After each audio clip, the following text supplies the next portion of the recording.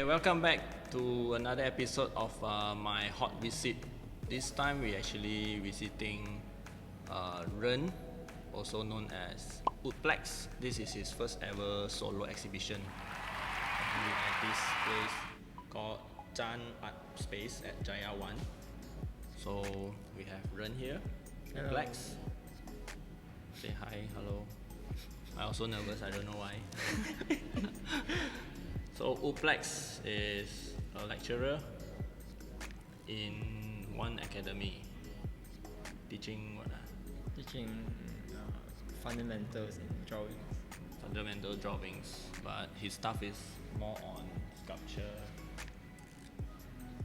3D sculptures, artworks, acrylic stuff. Okay, so Drawing basics is the same. okay. I mean, if you want to know more about how Oodplex got into before this show, previously on our first exposure show, he did a sharing session. You can check that video out on our YouTube channel. And then last year during MCO on our exposure 2.0, we also did a Zoom interview with him. That is where he's show us a little sneak peek on this solo show, and now fast forward, here we are with the physical show. Yeah, So finally. Okay, let's begin the not really interview chit chat more on the chit chat side. So Oodplex, Ren, why is this show called BLEAK? BLEAK, because it's about the loneliness, like the isolated, like the things that happen in your mind when during this time of the pandemic and things. Actually, it's from my own experience. So when I was studying in UK, I had this 1 year plus of time where I was spending all the time alone in the room, making my first toy, Raiki. So I spent a lot of time just thinking to myself. Like even when I was outside walking to the uni, all I have is thoughts in my mind, kind of things repeating. So I want to channel that into the character, all just kind of come together with the show. So especially with the pandemic, I think a lot of people are experiencing that similar things with them being isolated. And then you close in one space for a long period of time, without much social life. Yeah, even people that have families, they stay alone. I mean, apart from their work, apart from their schools. Yeah, I understand that this show and also your consider your current main character named Ben. Yeah. We've seen a lot of versions of Ben throughout. So who is Ben actually? So Ben is like a semi-biographical character. So I kind of reflect my own emotions to Ben, especially with Melting Ben and Split Ben, where there's with Melting Ben it's more about the feeling of burning out, and with Split Ben it's kind of like the faces that we put on as we're growing. So there's like multiple layers of Ben inside of itself, and then we're not sure like which one is the real one. Okay, but Ben, is it because your name is Ren, and the R just changed somehow, become B? I actually thought about that, but I'm not sure. It just came to me that I just put. Who is this Ben? Why? When there's so many names out there, why? Yeah. Or you can just call it Ren. Because like when I created this the mushroom character, the series, all of them the name is just some random names. So I had one is called John, one is called Ken, and then there's only two that have some meaning. Okay. So like the Noki come from Inoki, but the rest is just some random. British I just trying name. to Like just come up with something very random. You study in UK, then these are the usual name that you can hear. Like English name Ben, John, all this. Okay. So whoever named Ben, you are lucky to be chosen to be in the center of this show. Do drop by if you name Ben, you can come and check out the rest of the band. Okay, so why now you do this solo show? Is it like since you studied, or you already have this plan long time ago that eventually have to do a show, or it just so happened? Why is it now? It came to me after we did my toy 2.0. So that time I created the melting band. It's like shortly after I created melting band, and then we did that show. And I kind of like how the melting band came out, like being reflective of my own emotions, and people seem to be connecting to it. And especially with the pandemic, everyone is kind of like more of these isolated feelings. Want to bring that all in, and then create a show from there. I do want to, like, because with melting band, it was just one piece, and I haven't done much of the paintings of band as well. Like compared to Raiki, the one I did previously, I had a lot of illustration. I have a lot of drawings of it. I even made a picture book. So that time I wasn't sure what band is to me. Like, I don't want to make the same thing as Raiki, the same type of things where Raiki is just going places. But with band, I feel more personal. I feel like I want to have more personal feeling that kind of reflects to my own experience. So I added a lot of trying to make that into a show. So how long it takes for you to prepare all these artworks and your big sculpture and stuff like that? So the concept came in July 2020, and we started to talk with the gallery in having a conversation in August 2020. So it's been 2 years, almost 2 years time. But in the beginning it's more of like just planning, having some brainstorming on how it could be. So I think the actual production starts around November. So the first piece was the split band, the life-size split band. So that one started in October, and then because all these life-size one took about 2 to 3 months to make. They're all 3D printed, right? Yes, 3D printed in parts and then pieced together. Made like filled inside with things and painted. It's very heavy. Yeah. We move it that day, so it's very heavy. It's solid. What are the challenges you face while preparing for this show? Especially, I understand that since you mentioned it started in 2020, late 2020, but now it's mid 2022. So it's almost like almost 2 years. Like, what are the challenges you face throughout? Due to the COVID time, there's a lot of delays in logistics, in just not having like the lockdown, can't go out, and so that contributes to the postponement. Because originally we planned it for last year May, I think. Okay. Besides this, like in production wise, how like your painting, your sculpting, or preparing all this, like any other challenges? Yes, there's definitely a lot of challenges, especially like besides sending your sculpture? because it's the first time I'm doing something that big.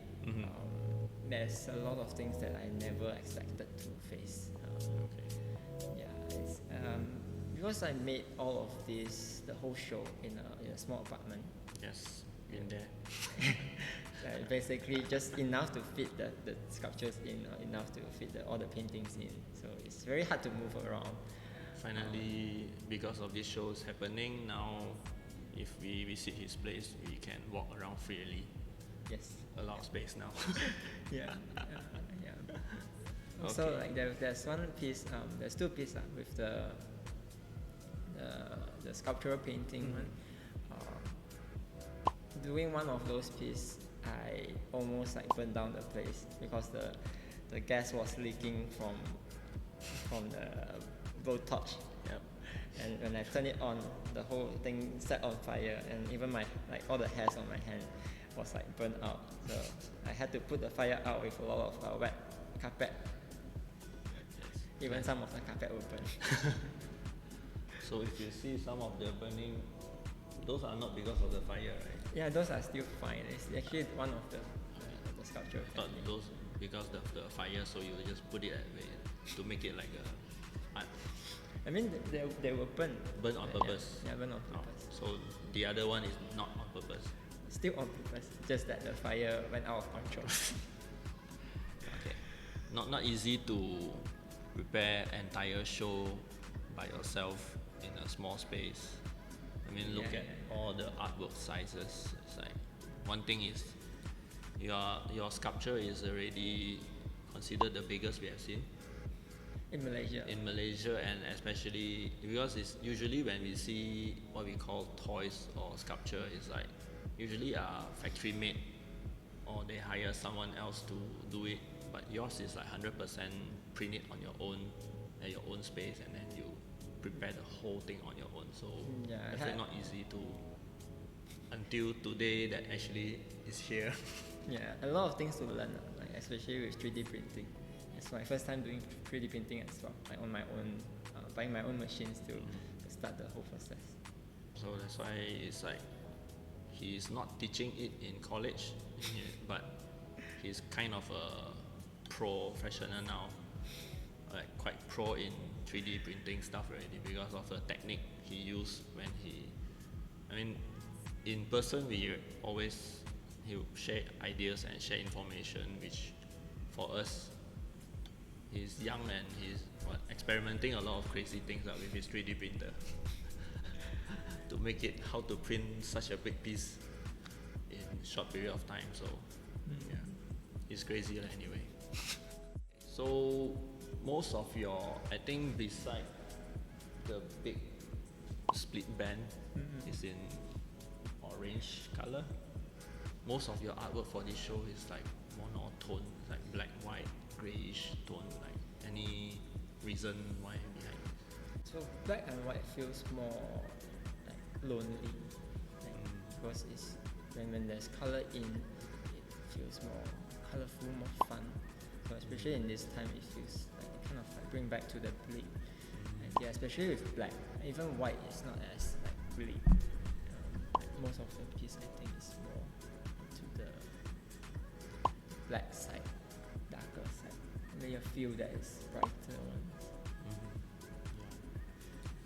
So that's one of the reasons. Another is like, with black and white, I think it's easier to relate the emotions compared to having color. Previously, based on what you've done, like for your Raiki, those artworks, also more on this tone. Then Raiki is quite colorful, right? I think some of only some, not all. I mean, colorful, still not really usually can be seen on your works. Like you always stick to that black, grayish tone. Yeah, it could be a personal preferences as well. I mean, you're already wearing black and white also. So it's like, I hardly see you wear any color shirt.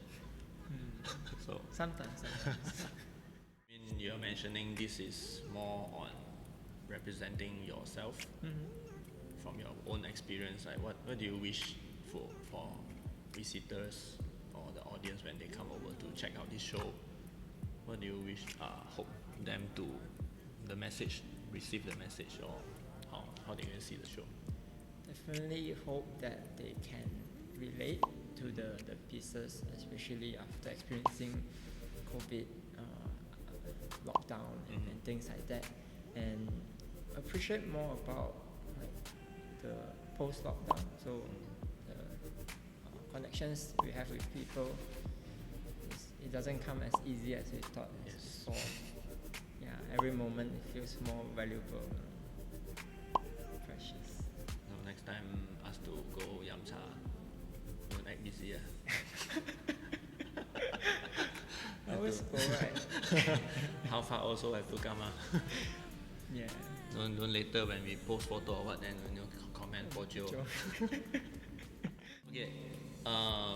This one is more on own observation also. It's like, because from what we know on the toys, designer toys and art toys, the scene that we know, in overseas we always see these kind of shows, including sculpture, artworks, toy size, life size or whatever. So there's a lot of these kind of things happening overseas, but locally I think this could be the first one that we actually look seeing, because it's either, for the so-called toy exhibition, is because we organize it, then we have something like that.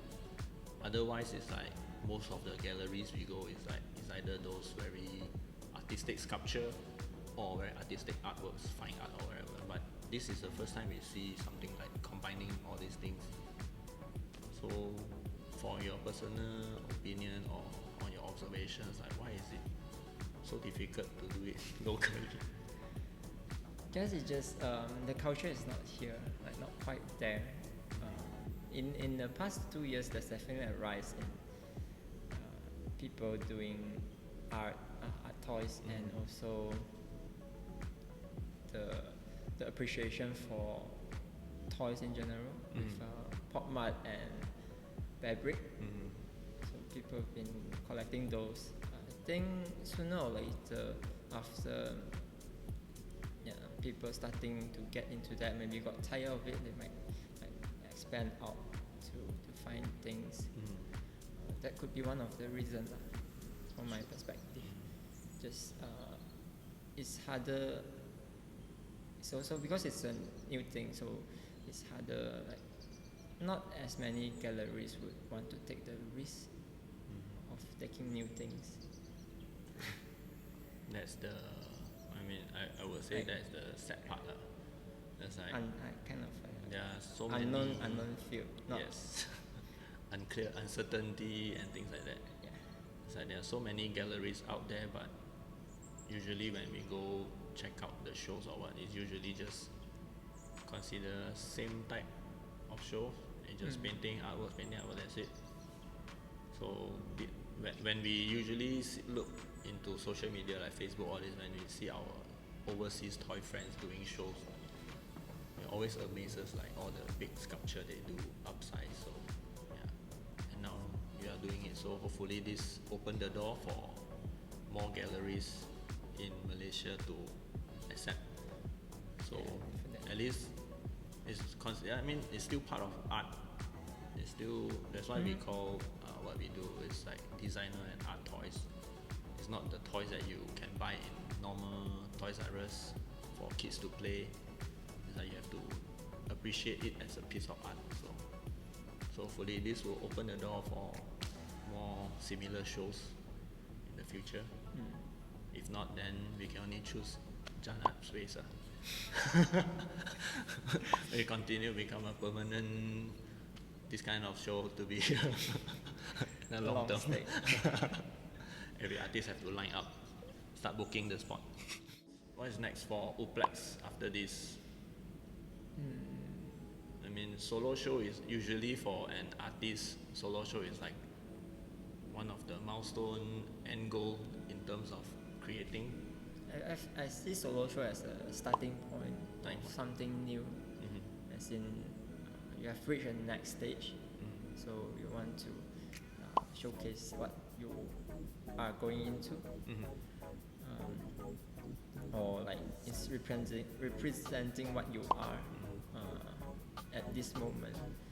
So for Oodplex, it's more just wanting to show more of like what's possible. I wouldn't say I have a lot. I have a lot of plans, so on what's coming next, but I'm not 100% sure what is going to be the next one. Okay, you have to pick one when the time comes and it is. Yeah, I just hope that there's more appreciation for toy as a medium as art, and then that there will be more artists that is doing these things as well. And so are we going to see more version of band? Yes, definitely. Will be a lot more of band coming. Yeah. More bands. Hope that people will be excited to come. Definitely, it's like it is really a fresh, breath of fresh air in terms of going to gallery to see something like 3D. It's always nice. I mean, we're biased because of toys and stuff, so we always like to see 3D stuff. Like 2D artwork is like okay, and you see 3D, it's like yes, finally something to see. Yeah. Okay. It's different when you look at the photos of like sculptures online and seeing them in person. Yes, definitely. When you see a 2D painting, it might be the difference is not as big as seeing a sculpture, because the look and the feel, the 3D, like in a space you can walk around. I think that's the biggest difference. Any plan to make an even bigger band? I hope I have the chance to. I'm definitely thinking about that. What is the maximum size in your mind that you want to make band into? Probably as tall as a building. I was thinking like whenever I look at a space, just eating outside, I even like the other day looking at like the shop lots across the street, just imagining like the roof top, and then the band would be lasting like a few buildings, like a few shop lots at the top, like just lying down there, and people would be able to see from far away. Okay. So next one, on top of Jaya one. Yeah, if that's possible. Or the entire space just one piece only, lying down. Anything else you want to add on? Information for the opening or the show. That so this show will be going on from now until the 12th of June, and the opening would be on this Saturday. I think video won't be out yet. Okay. So, anyway, so timing wise, every day is from 10 to 5, Monday to Saturday. So Sunday will be closed. Sunday closed. So don't come on Sunday and then complain. You can still come and then just see from outside. If you come on Sunday, just see from outside. Might need to bring your own torch. Yeah, torchlight to see, and then after that, next few days you just drop by again to actually step in here and check out the whole thing. Okay, once again, thank you very much, Ren Oodplex, for taking your time off to chit chat with us. Although we see each other quite often. Thank you for the interview. And it's part of the community that we actually see him grow from not knowing him in person when he just moved in Singapore, right? Singapore is the first time that we don't even know him. He's from Malaysia until one of our friends said like, hey, check this guy out. He's from Malaysia, and then he's making toys. Okay, go check him out, and then eventually become friends. And that time he was still study in UK. Then he decided to come back, and from then it's like he started growing and creating more and more stuff until now he have a solo show. I mean, for us, we feel very proud, as a young guy that we know. Not that young anymore. okay lah, still below 30, right? Yeah. So still young. All this above 30 is different, right? From a young kid until now, he's like a late 20. How old are Late you? 20, 27. See, still below. Still. Okay, never mind. Soon Don't talk about the age. 30. It's still far away. Never mind. So from what we observe and all these things, like we can see the progress. He's keep improving his art and stuff until now. He got his own solo show. We know artists and even they are like 30 plus 40 still not having their own solo show, and he already have his own with all this artwork all single-handedly done by him, right? Yeah. So not easy, and it's a long way, and definitely there will be more in the future. So yeah. So do come over and check out the show. Once again, thank you, Ren. No problem. Lex. Thank you, Jan Art Place, for this space. If you guys want to do similar show, if you have any idea, contact them. Okay, thank you very much. Oodplex is also going to do a live painting on 4th of June, so do drop by to check it out.